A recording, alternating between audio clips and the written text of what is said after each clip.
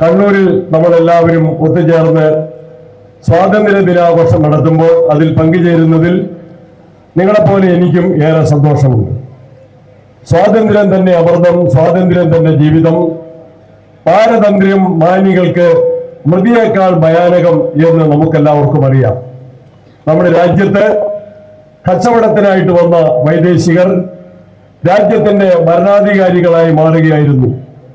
ആ വൈദേശിക ആധിപത്യത്തിനെതിരെയുള്ള രാജ്യത്തിന്റെ അതിശക്തമായ സമര പോരാട്ടങ്ങൾ വിജയിച്ചത് 1947 ആഗസ്റ്റ് 15 ഇന്ത്യയെ ഒരു സ്വതന്ത്ര രാഷ്ട്രമായി പ്രഖ്യാപിച്ചുകൊണ്ടാണ്.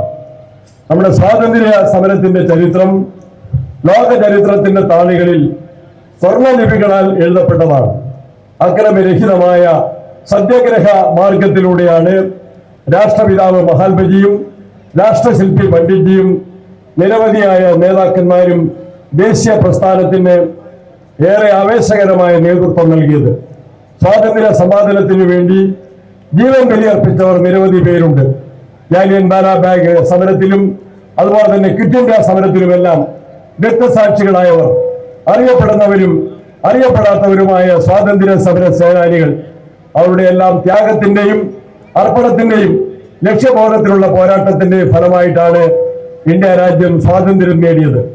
ആ വിലപ്പെട്ട സ്വാതന്ത്ര്യം നമ്മുടെ രാജ്യത്തിന്റെ നന്മയ്ക്കായി വിനിയോഗിക്കുന്നതിന് വേണ്ടിയാണ് രാജ്യത്തിന് ഏറ്റവും മാതൃകാപരമായ മതേതരത്വവും ജനാധിപത്യവും പ്രദാനം ചെയ്യുന്ന ഒരു ഭരണഘടനയും നമുക്ക് ലഭിച്ചത് എന്ന് നമുക്ക് എല്ലാവർക്കും അറിയാം.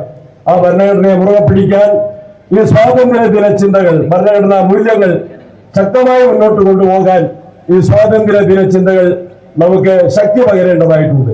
രാജ്യത്തെ വിഘടനവാദം, ഭീകരവാദം, വർഗീയവാദം ഇതെല്ലാം ഉയർന്നു വരുമ്പോൾ അതിനെതിരെ രാജ്യസ്നേഹത്തിന്റെ കൊടിക്കീഴിൽ ഒന്നിച്ചു നിൽക്കാൻ ഈ സ്വാതന്ത്ര്യ ദിന ചിന്തകൾ നമുക്ക് ശക്തി പകരും എന്ന പൂർണ്ണ വിശ്വാസമാണ് എനിക്കുള്ളത്.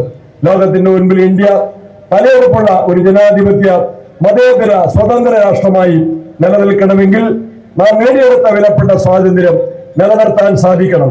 ജനങ്ങളുടെ ജീവിത സൗകര്യങ്ങൾ വർദ്ധിപ്പിക്കാൻ സാധിക്കണം. ശാസ്ത്ര സാങ്കേതിക മേഖലകളിൽ, വ്യാവസായിക, വാണിജ്യ, കാർഷിക രംഗങ്ങളിൽ, വിദ്യാഭ്യാസ, ആരോഗ്യ മേഖലകളിലെല്ലാം വൻപിച്ച മുന്നേറ്റങ്ങൾ കൈവരിക്കാൻ നമുക്ക് സാധിച്ചിട്ടുണ്ട്. എന്നാൽ കേട്ട ഗാനങ്ങൾ മധുരമുള്ളവയാണ്. ഇനിയും കേൾക്കാനുള്ള ഗാനങ്ങൾ കൂടുതൽ മാധുര്യമേറിയവയാണ്. കൂടുതൽ നേട്ടങ്ങൾക്കായി, നന്മയ്ക്കായി നമുക്ക് ഒരുമിച്ച് പ്രതിജ്ഞ ചെയ്യാം. ഇന്ത്യ നമ്മുടെ രാജ്യമാണ്. ആ രാജ്യത്തെ പൗരന്മാരായി, അച്ചടക്ക ബോധമുള്ള പൗരന്മാരായി, രാജ്യസ്നേഹികളായി വളരാനും ജീവിക്കാനും നമുക്ക് പ്രതിജ്ഞ എടുക്കാം. അതാകട്ടെ ഈ സ്വാതന്ത്ര്യ ദിന ചിന്ത എന്ന് ആവശ്യപ്പെട്ടുകൊണ്ട്, അഭ്യർത്ഥിച്ചുകൊണ്ട് ഏവർക്കും ഒരിക്കൽ കൂടി സ്വാതന്ത്ര്യ ദിനത്തിന്റെ മംഗളങ്ങൾ നേർന്ന് എന്റെ വാക്കുകൾ അവസാനിപ്പിക്കുന്നു. നമസ്കാരം. ജയ് ഭാരത്.